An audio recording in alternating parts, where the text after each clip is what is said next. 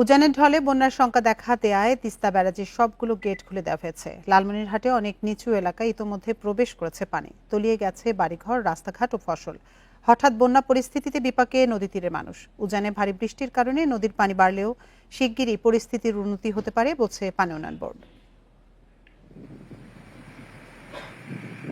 টানা বৃষ্টি ও উজানের ঢলে মঙ্গলবার তিস্তার পানি বেড়ে ডালিয়া পয়েন্টে বিপদসীমা অতিক্রম করে। পরিস্থিতি সামলাতে রাতে তিস্তা ব্যারেজে ৪৪টি গেটের সবকটি খুলে দেওয়া হয়। নদীর পানি বাড়ায় হাতিবান্ধা, কালীগঞ্জ, আদিতমারি ও সদর উপজেলার মোট ১৭টি নিচু এলাকা তলিয়ে গেছে। বাড়িঘর, রাস্তাঘাট তলিয়ে যাওয়ার পাশাপাশি ভেসে গেছে মাছের ঘের।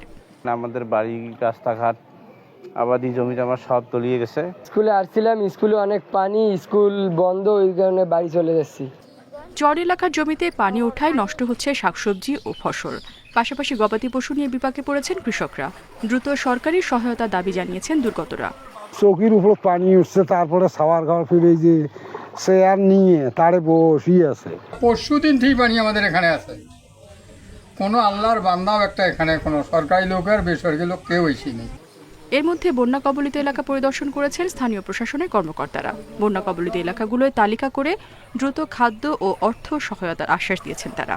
আমরা সার্বক্ষণিক যোগাযোগ রেখেছি। আজকে আমি, পিআইও সাহেব এবং আমাদের স্থানীয় চেয়ারম্যান সহ আমরা এলাকাটা পরিদর্শন করছি এবং আমাদের যারা ইউনিয়ন সদস্য আছে তাদেরকে বলেছি যে যারা যারা অ্যাফেক্টেড তাদের তালিকা করতে বলেছি। উজানের বৃষ্টিতে নদ নদীর পানি বেড়েছে, তবে পানি দ্রুত কমে আসবে বলে আশা পানি উন্নয়ন বোর্ডের।